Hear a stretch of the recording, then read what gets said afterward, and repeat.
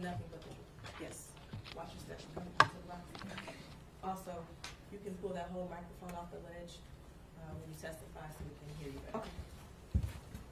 Okay. May I proceed, Judge? Yes. Could you state your name for the record? My name is Rian, is my first name. Green is my last name. And what do you do for a living, Ms. Green? I am a forensic scientist with the Michigan State Police. How long have you been a forensic scientist with the Michigan State Police? I've been a forensic scientist for almost 4 years now. 4 years? Yes. Okay. And do you have any, first, what is your primary role in, what division do you work in within the Michigan State Police lab? I'm in the forensic laboratory and I am in the biology unit, also known as BFI, which is body fluid identification. And is that what you've done for the 4 years that you've been at MSP? No, I've actually been at MSP longer than the 4 years. I'm sorry, it's been almost 4 years. Okay. But I've been with MSP for a little over 15 years now. You've been in the lab for the last 4 years, or almost 4 years? Correct. Okay. And while your time in the lab, has that been spent on body fluid identification? Correct. And do you have any training or education that allows you to do that role in body fluid identification? Yes, well, my education, I have a bachelor's in chemistry from Tennessee State University, and my training, I went through a body fluid identification scientist training, which included practice samples, mock samples, casework observations, lots of literature to read. And how long, in terms of hours, was that training? Or how many training hours do you have in total for this body fluid identification job, if you know?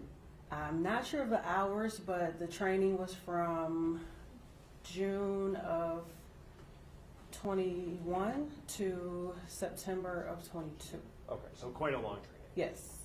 And did you successfully complete that training? Yes. And do you go through a recertification or retraining every year on an annual basis? Not necessarily retraining, but we do have proficiency tests that we do. We have 2 a year that we do, and they are yearly, and they are mandatory. And have you successfully completed all of those proficiency tests? Yes, sir. And are you currently working in the body fluid identification field?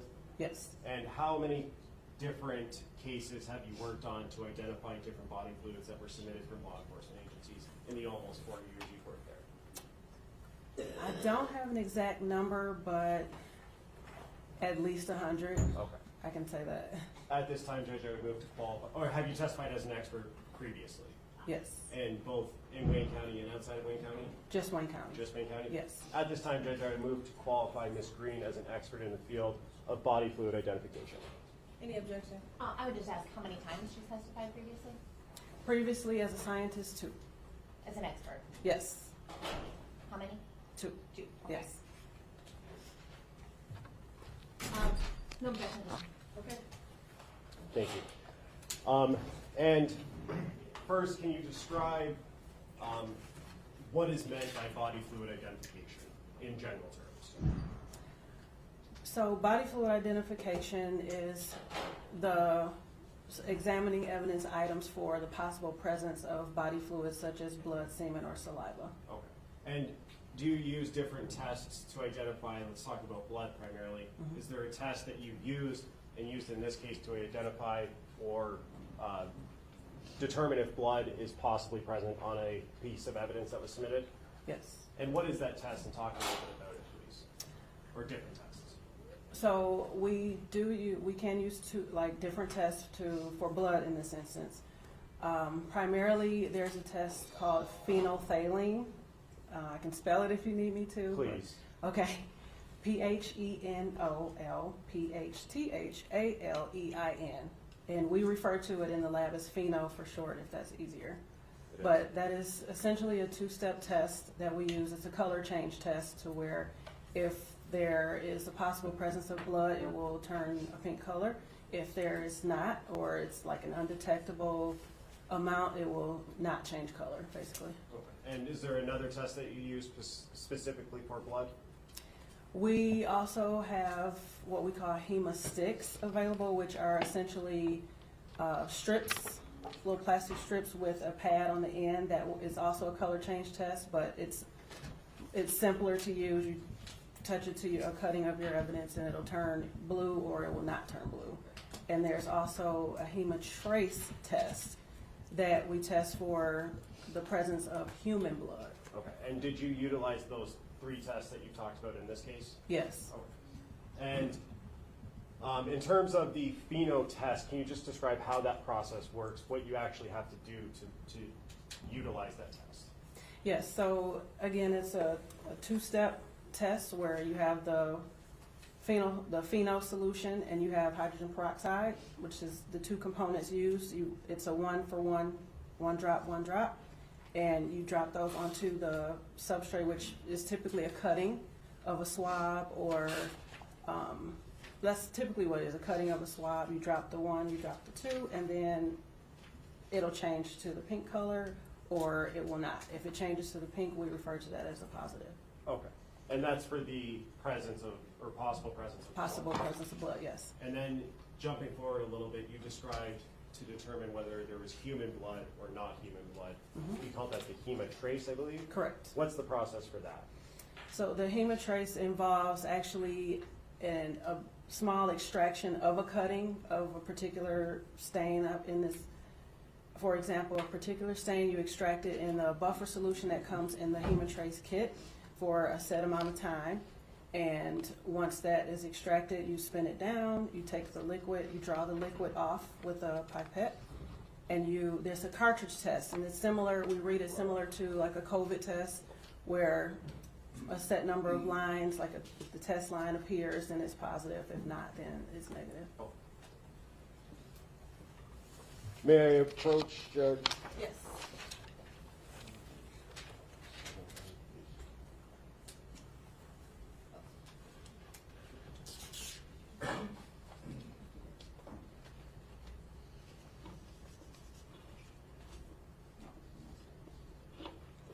I'm approaching with what's already been admitted as People's 41. And Ms. Green, do you recognize the document I just handed you?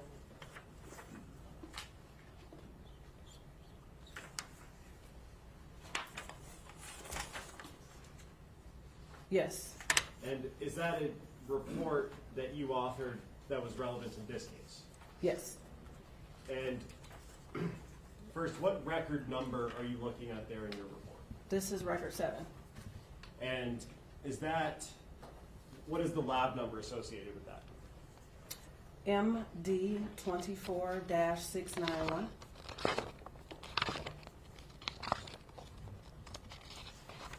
And permission to publish Exhibit 41. Yes.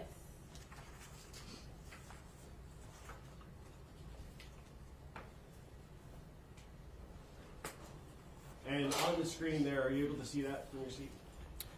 Yes. And is that the same document that you're holding in your hand that's on the screen? That is the same document, yes. Okay. And just talking about the information on the top of that document right now, what goes in where under laboratory report? What is entered into that portion of the document? So under the laboratory report section, we have the number, the investigating officer for the case, and their agency number, the record number, date received, time received, and the date completed. Oh. And moving down to evidence reviewed, can you talk about what is listed in that section of these reports? The evidence received section? Yeah. Yes. So these are the containers that I received under this record number for this submission.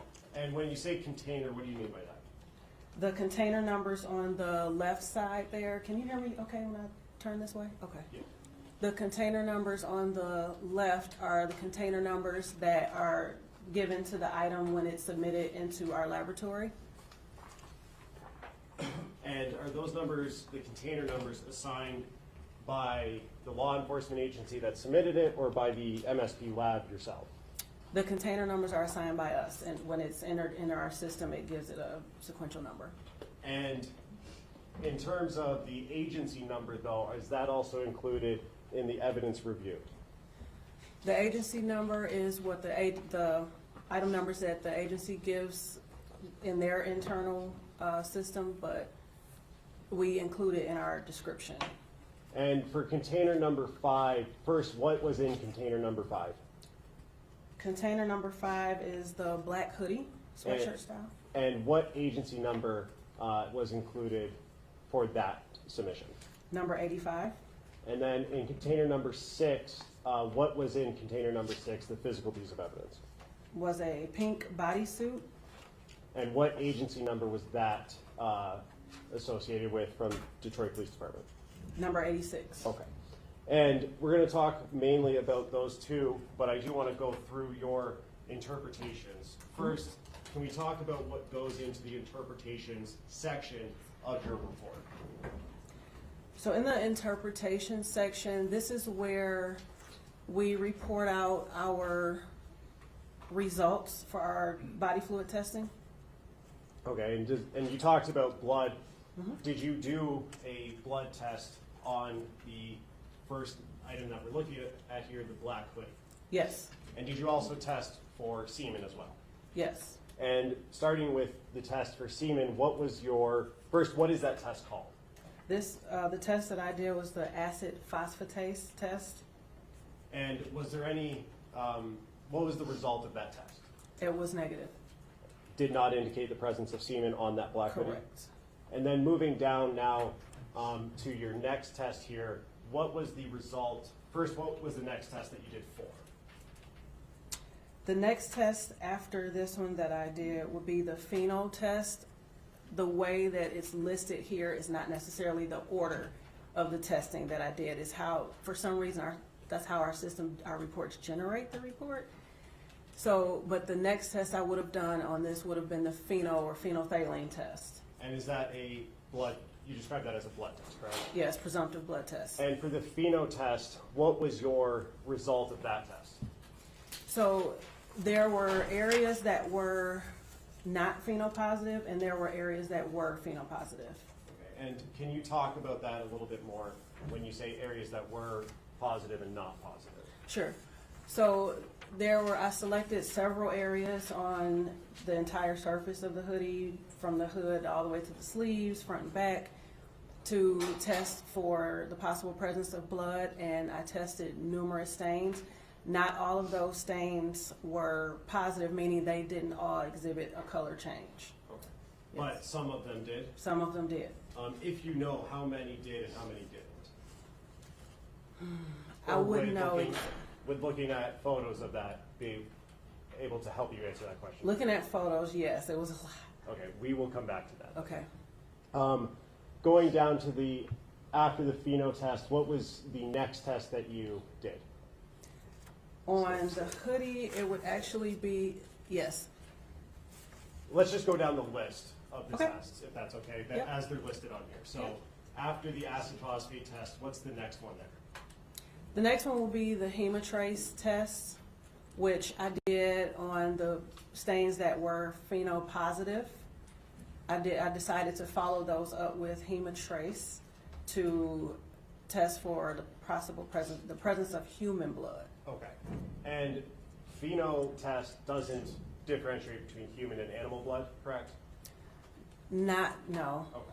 No. That's what the hemotrace is for. The hemotrace will tell us, yes. All right. And what was the result of the hemotrace test on the areas that were positive on the pheno test?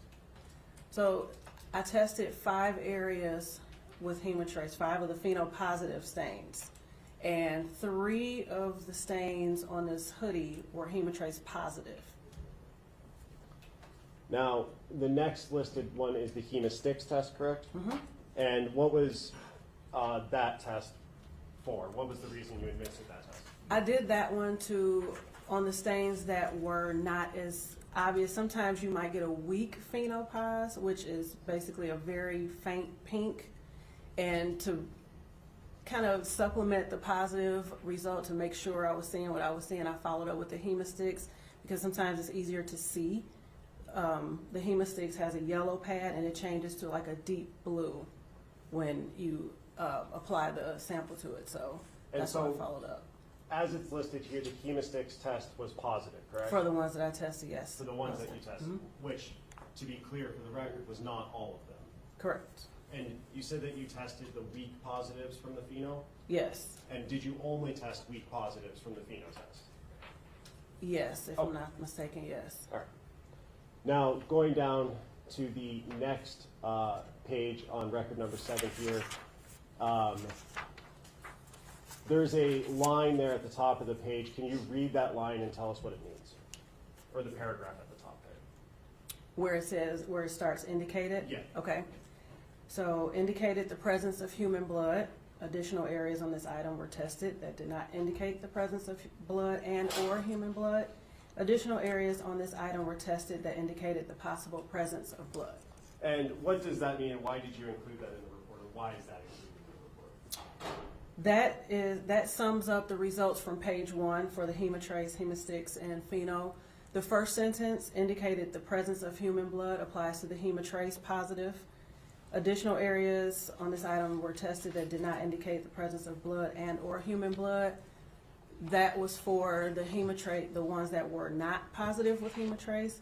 Additional areas on this item were tested that indicated the possible presence of blood were for the pheno tested stains. And in terms of after you conducted your test on the black hoodie, or your tests on the black hoodie, did you do anything to preserve more swabs for further testing by a DNA analysis? After I did my testing, I went back and I selected 2 stains to send forward to DNA. So I swabbed those areas with 2 sterile swabs and cut those. Once they were dry, you have to wet the swab first. Of course, swab the stain, let it dry, and then the swabs were cut and tubed and sent forward to our DNA lab. And what was the reason you didn't use the same swabs that you had already taken and tested with the pheno and hemosticks and hemotrace? So with the hoodie swabs that I sent forward, there was enough of the stain there to where I wasn't concerned really with total consumption of that stain. So I didn't use the tested swab. I used fresh swabs to swab that stain. And after you send those forward for analysis by another technician, are those individual swabs that you send forward given an identifying number to keep track of them in your chain of custody system? Yes. Okay. May I approach, Judge? Yes. I'm approaching with what's already been admitted as record number, or as admitted as 25, which is record number 8, testified to by Erica Anderson. Just looking at that report, Ms. Green, are your swabs that you sent forward listed on record number 8? Yes, they are. Just as it relates to item number, or container number 5? Yes. And can you read the agent, or the container number associated with the swabs you sent forward for item number 5 off of record number 8? Okay. The container number or the item number? Both. Okay. The item number on here for item 5 would be MD 24-691-5 capital A lower D. Another set of swabs sent forward is MD 24-691-5 capital B lower D, and MD 24-691-5 capital C lower D. And the first 2 ending in AD and BD are listed as black hoodie stain swabs, correct? Correct. And then CD is listed as a black hoodie swab. Correct. And what's the difference between those 2 things where you have stain swab and then just swab? The AD and BD that are referred to as black hoodie stain swabs were swabs of the actual staining that I tested in that test, the pheno test and hemotrace. The 5 CD, which just says black hoodie swabs, are for wearer ID. That would be swabbing with 2 sterile wet swabs, the neck area, anywhere that would contact where the wearer of the potential wearer of the garment may have contacted, like the neck or sleeve cuffs. Okay. Yeah. And those are the swab, so just swab that you sent forward was to identify who was likely wearing that sweater, correct? Correct. And then the stain swabs, were those swabs from areas that were tested positive for the pheno test and the hemotrace test? Correct. Oh. Now, going back to the exhibit that's on the screen, you did a test for a pink bodysuit as well, correct? Yes. And can you tell us the first test that's listed in your report and what that means? The first test for the pink bodysuit, item 6, is acid phosphatase again. And that's for semen, correct? Correct. And what was the result of that test? Negative. And then going down to the next test, I believe it's the pheno test. Mm-hmm. What was the result of the pheno test on the pink bodysuit? There were areas that were negative for pheno, and then there was an area that was positive. Okay. And did you do any further testing on the area that was positive? This one, I did not do any further testing on the positive area. I just swabbed that and I sent that forward. And what was the reason you didn't go further into the hemotrace or hemosticks test? Because it was such a small area, I was worried about sample consumption in my testing. And so I just sent, in this case, I did send the tested swab as well as an additional sterile swab of that same area to DNA. And just to get that out of the way, are those listed on record number 8 that you have as well? Yes, they are. And which ones are listed there? The pink bodysuit stain swabs will be MD 24-691-6, capital A, lower D. And the pink bodysuit swabs will be MD 24-691-6, capital B, lower D. And those were sent forward for further analysis by someone else, correct? Correct. Going back, sorry, the regular swab, not the stain swab for item or container 6 that you sent forward, that was the same thing as the wearer ID that you talked about earlier? For the wearer ID, it was the same process as the hoodie. I used 2 sterile swabs, swabbed the neck area, and because it was like a sleeveless item, I swabbed around where the arms would be in constant contact and the ankle cuffs. I think I said all the neck area as well, Okay. the collar area. And going down a little bit more quickly to item 7 now. First, what was that item that you processed?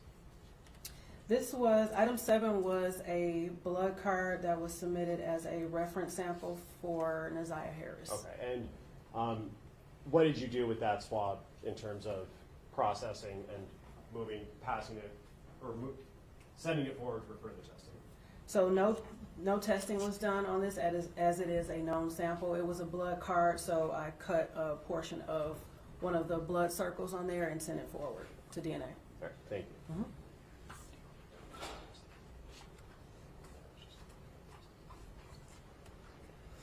And may I approach that to retrieve those exhibits? Yes. And in terms of those 2 items, the pink bodysuit and the black hoodie, did you take photos of your testing as it proceeded? Yes. And did you provide those to the OIC of this case as well as the prosecutor's office? Or were they provided? They were provided, not by me. Okay. And referencing the pink bodysuit specifically, the photos you took, did those fairly and accurately depict what you were doing and what you saw as your testing proceeded? Yes, I take pictures before, as I receive the item fresh out of the package. I lay it out to get a full picture of the item, and I take photos after I mark it up with like my testing results and at the end. And that's all put into a PowerPoint, correct? Correct. And that PowerPoint would fairly and accurately depict your observations as you move forward in testing? Yes. I would, at this time, move to admit people's proposed 64, the PowerPoint for the pink bodysuit, No objection. It'll be a minute. People 64? and permission to publish. Yes.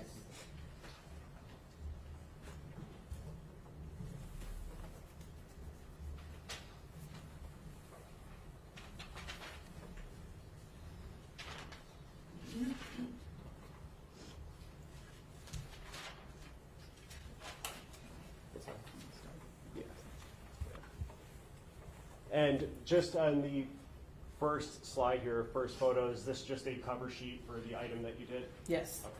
Going to the second slide or second photo, can you just tell us what we're looking at here on this slide? So this slide in particular, I take pictures of the front and back of the exterior, if it's a clothing item, front and back of the exterior, and in this case, front and back of the interior, which is on a further slide. But this here, the top left picture, is the front exterior as if it was worn. So that would be, if you were looking at the person wearing it, that would be the front. And the bottom right picture is a close-up of the top half. And if we could go to slide 10.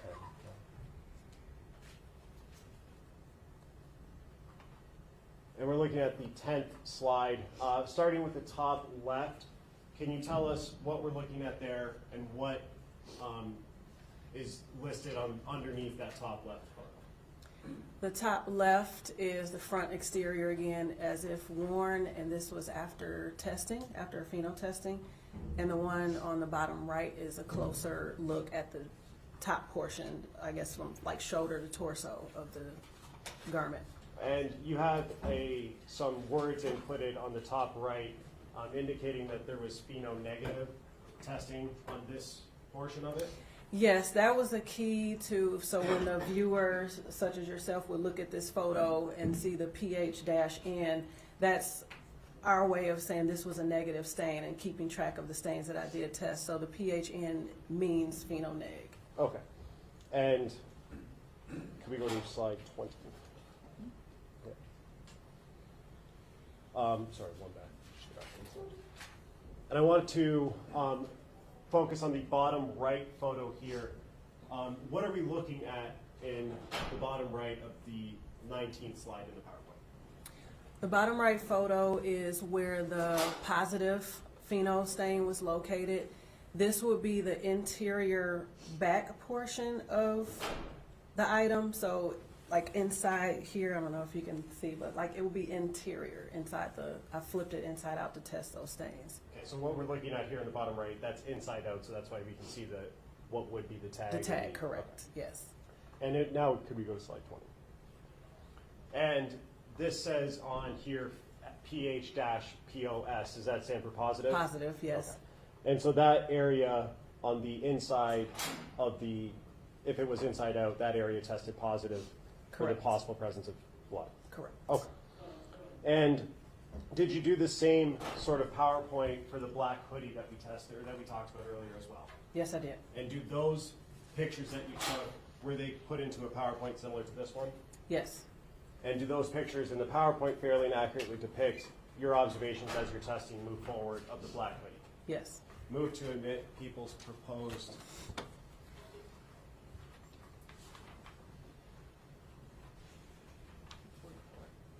People's proposed 44, so we got a little mixed up with the numbers. No objection. It'll be admitted. And permission to publish. Yes.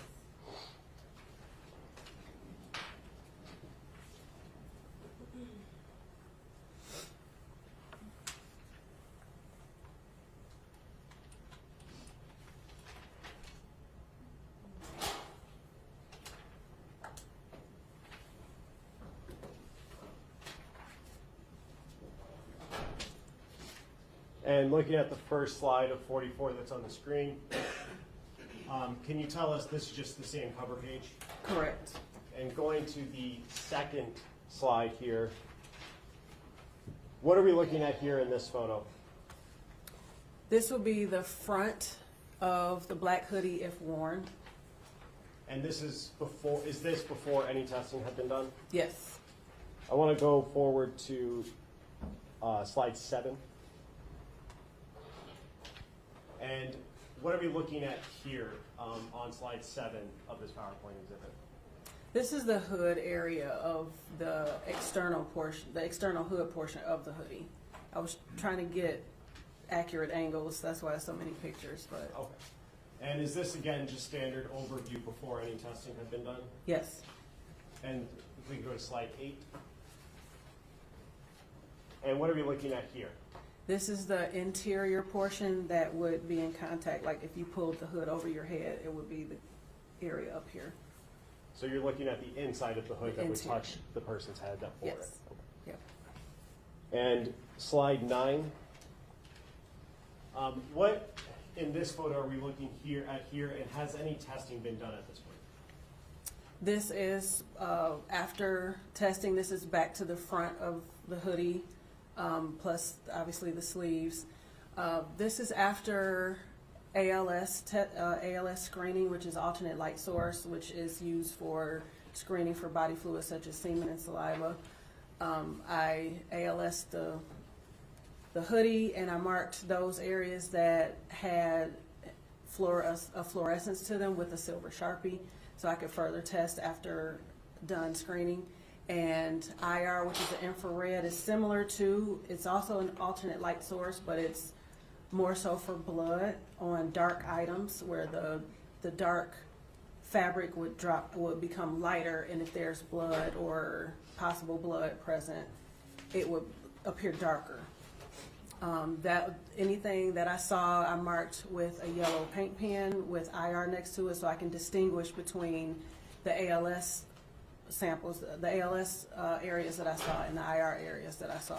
Okay, and we see a lot of markings on the front of this hoodie. Yes. Are you able to tell us, and I know you said the color, but what portion of this is the IR versus the ALS? And it may be easier for you to step down, although there's not really room over there. But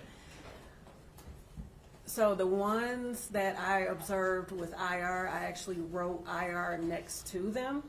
I don't know if that's visible on there, given how small the picture is, but other photos, I took pictures of Close certain enough. areas, yeah. And if we could just go to the next, or if you could zoom in.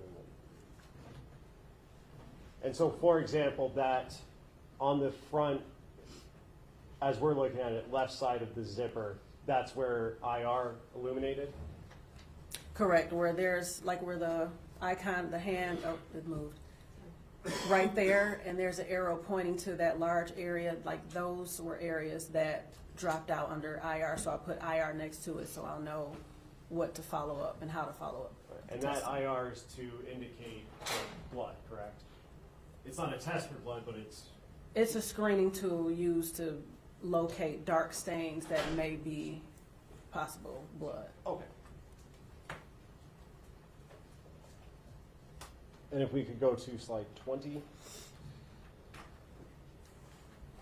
And this is a closer view. Is this after you've done any other testing other than the light screenings? Yes. Okay, what testing was done at this point based on this photo? This is after the pheno testing was done. This particular picture is reflecting a phenopositive area. And it was also screened with IR. As you can see right over the swabs there, it says IR.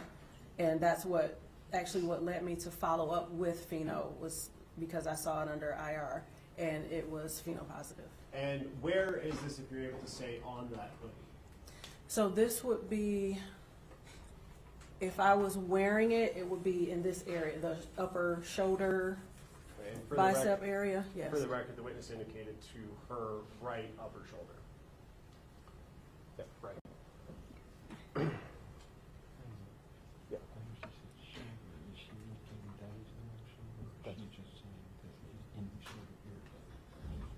Oh, you said shoulder. Are you saying that this picture was taken from the right shoulder area of the hoodie? Correct. Like, I had to move the sleeve a little bit to get it in the picture with the ruler and the swabs, and it's like this area here. Okay. I call it the shoulder area. Next slide. We're going to look at slide 21.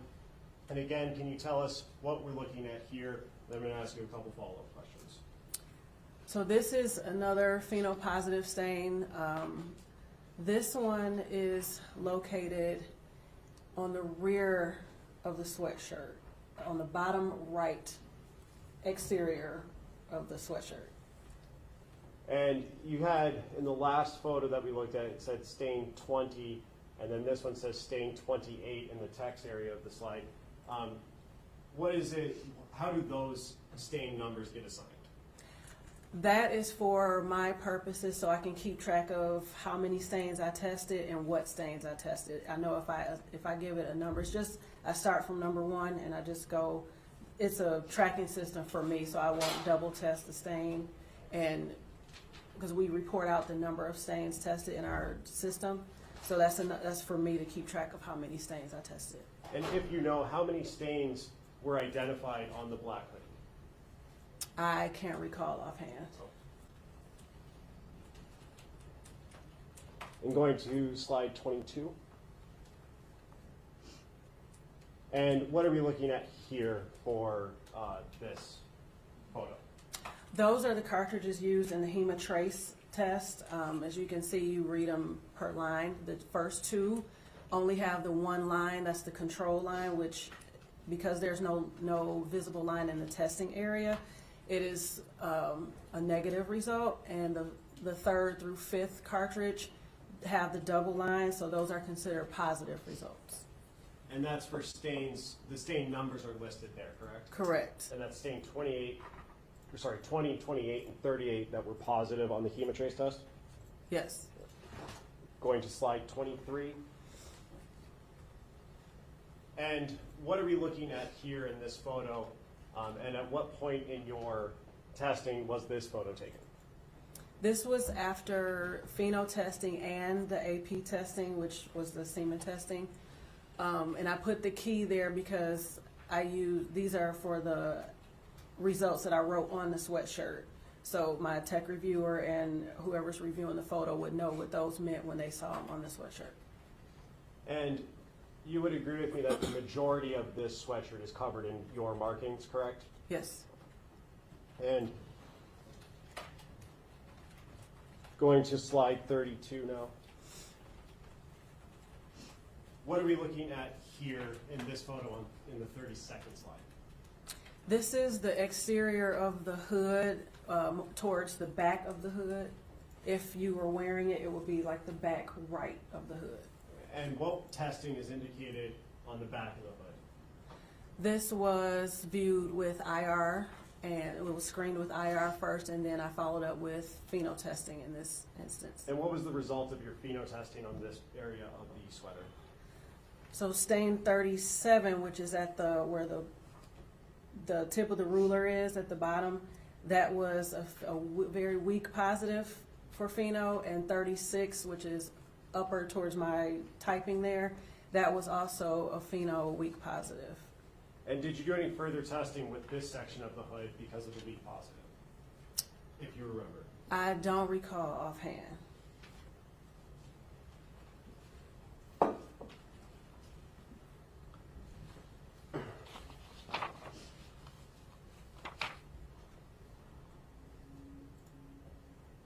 Now, you had mentioned earlier that you sent new swabs, or went back and took new swabs to send forward for DNA analysis, correct? Correct. Do you remember what stain swabs numbers you sent forward for that analysis? On this one, it was stain 20, which was the shoulder stain, and stain 28, which was the one in the rear of the sweatshirt. May I have one moment? Yes.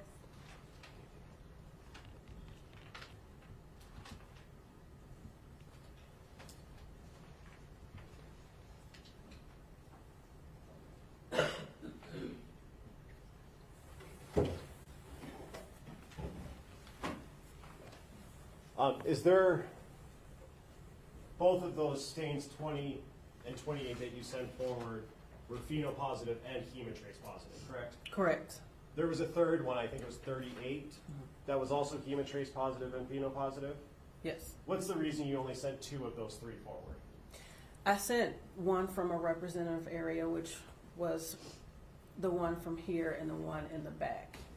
The other one, is available to be tested in the future if necessary, but I selected 2 of the stronger pheno positive stains, and they were hemotrace positive stains. I sent those 2 because they were from 2 different areas on the sweatshirt. Okay. And before you move on, you said here, for the record, can you indicate where she was pointing to? yeah, for the record, the witness indicated towards her right shoulder, and then the other area was from the back rear. I can right stand side. if you need. No, I just want the record to be clear. Okay. From the lower back right. Yes.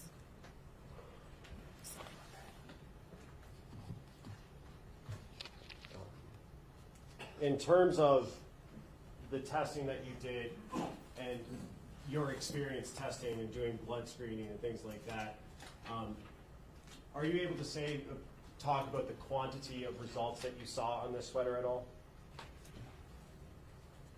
In terms of there being 38 swabs, at least 38 swabs. Is that normal in your experience that there would be that much on there, or are you able to talk about that? I'm not able to say because it varies from case to case. Fair enough.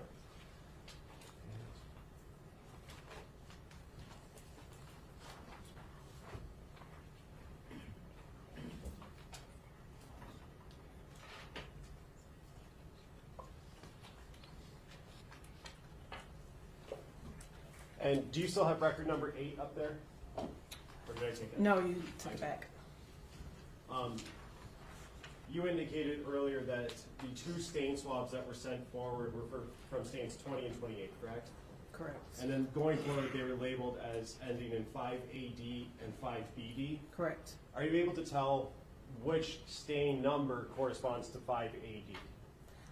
I would not be able to tell without looking at my notes. With looking at your notes refresh your memory? Yes. Then please do so, and then look back up at me when you remember.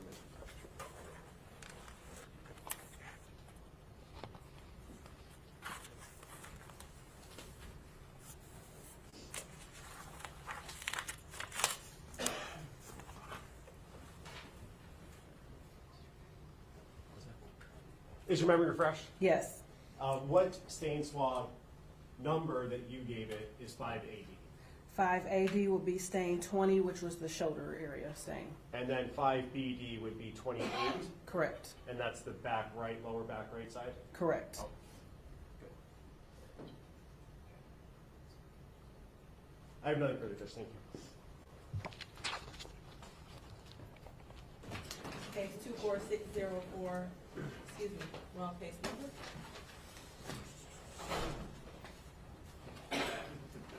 2459617, the people of the state of Michigan versus Jarvis Butts. People just completed direct examination on the screen. And you can begin your process. You're ready now.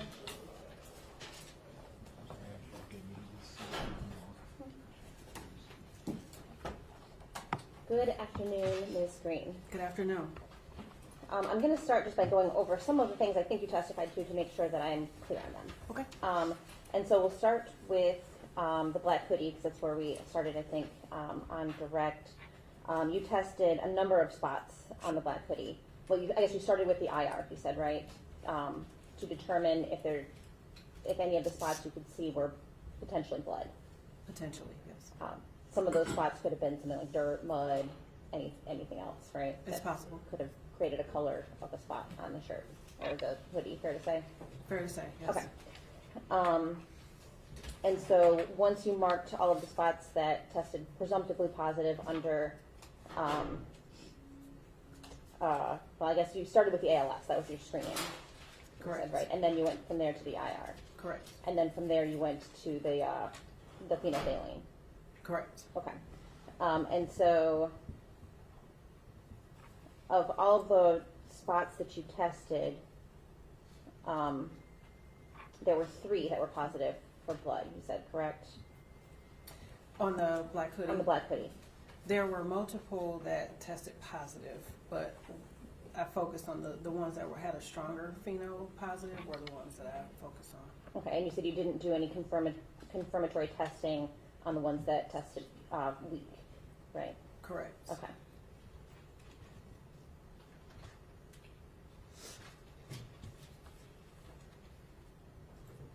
And you said of all of those, you sent 2 for testing for DNA. Yes. Okay. And then moving on to the pink jumpsuit, again, you tested a number of spots on the jumpsuit for phenolphthalein, Correct. for blood, presence of blood, correct? Possible presence, yes. And it, based on my review of the pictures, it looks like there was at least 10 spots that you tested. Is that fair to say? There was at least 10 on the pink jumpsuit, yes. I think I saw a number like 16, and I don't know if that's where it ended, but that seems fair, between 10 and 20 maybe? Possibly more, but yes, at Okay. least.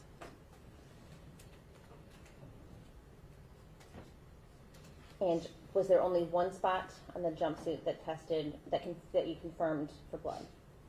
Well, it wasn't, it was tested with pheno, which is the possible presence of blood. I didn't do the hemotrace to confirm that it was human blood because of the limited amount of sample. But yes, it was the one spot. There was one. Yes. And it was a small enough stain that you were concerned of that you would consume it if you tried to do any additional testing. Yes. Okay, and that's this, we're talking about, just for clarification, the spot on the actual jumpsuit, right? The spot that you were swabbing was small. Correct. Okay. And you don't know what all the other areas on the jumpsuit were that you tested that had different colors on them? As far as what they were, What the substance was? no, I couldn't tell.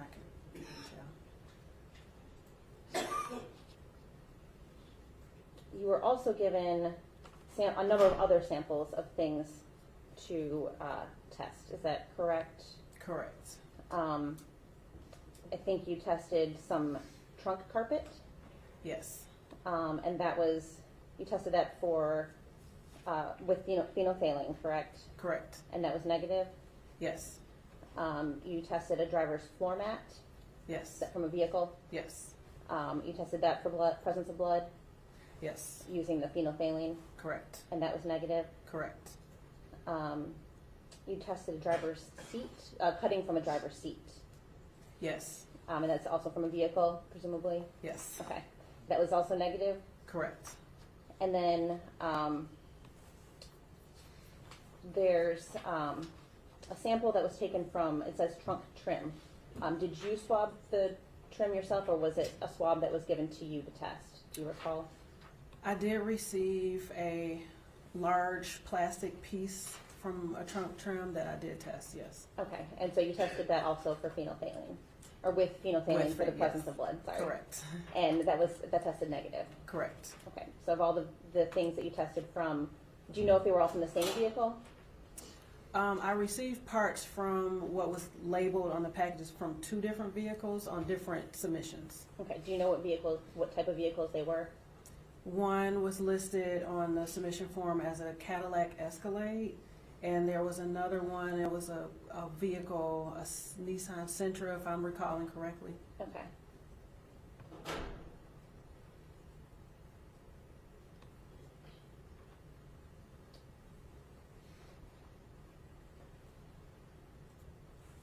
And so on a separate vehicle, you were given some, well, looks like maybe you were given actual door handles to swab. Does that seem correct?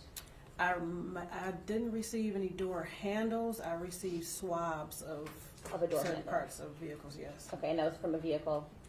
Yes. Okay, and you tested that for blood, correct? Correct. And you used the phenolphthalein test, Correct. and also it looks like you did the hemostix test on that, Correct. and both were negative. for Both were blood. negative, yes. Okay. You were also given some swabs from a trunk speaker, Yes. and you did the same 2 tests on that, correct? Yes. And those were also negative for blood. Yes. And then it looks like you had another trunk door frame swab. Yes. And were you just given the swab? Or you weren't given like the door yourself? Correct. Okay. And you tested that with both the hemostix and the phenolphthalein, Correct. and those were both negative? Yes.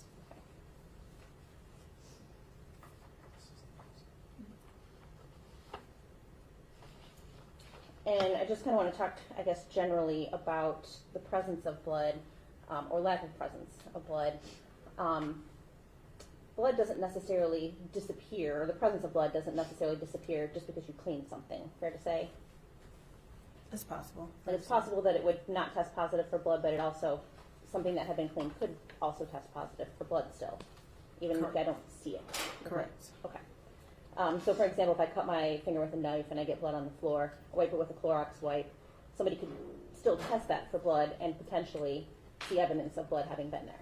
Potentially, yes. I mean, there's tools like luminol that can detect blood, correct? Correct. And I think you used that in one of your other tests in this case, is that correct? Yes. Okay. So it is used, right? Yes. Okay. Blue Star is another tool that can be used to detect blood if it if there's an assumption or presumption that has been cleaned, fair to say? It is. We don't use Blue Star though. You use Yes. luminol instead? Correct. Okay.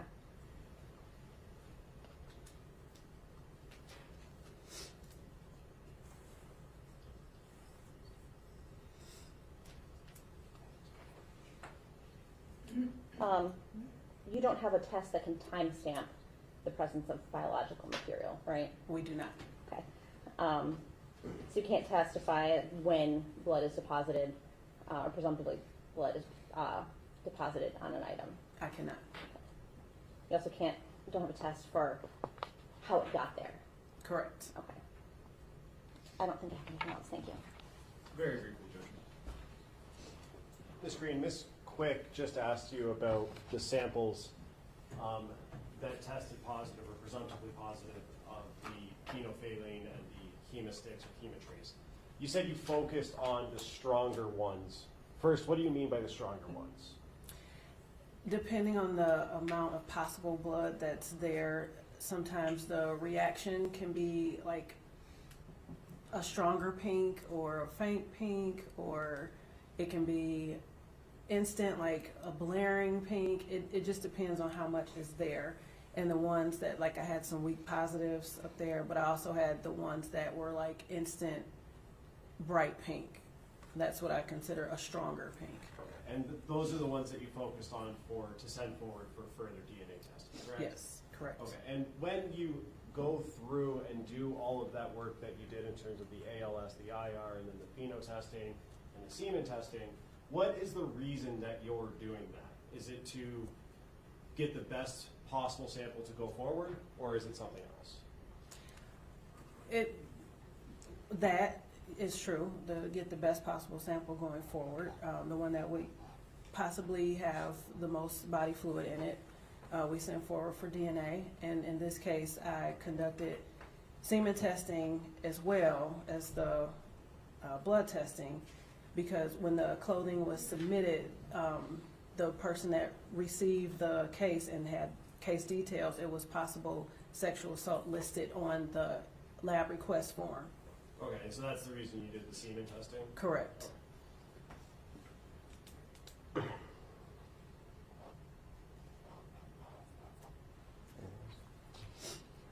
have nothing else, Judge. Okay, Ms. Green, you're done testifying. Thank you. Thank you. Okay, Mr. Makepeace, I saw you look at your watch. Which is actually broken, but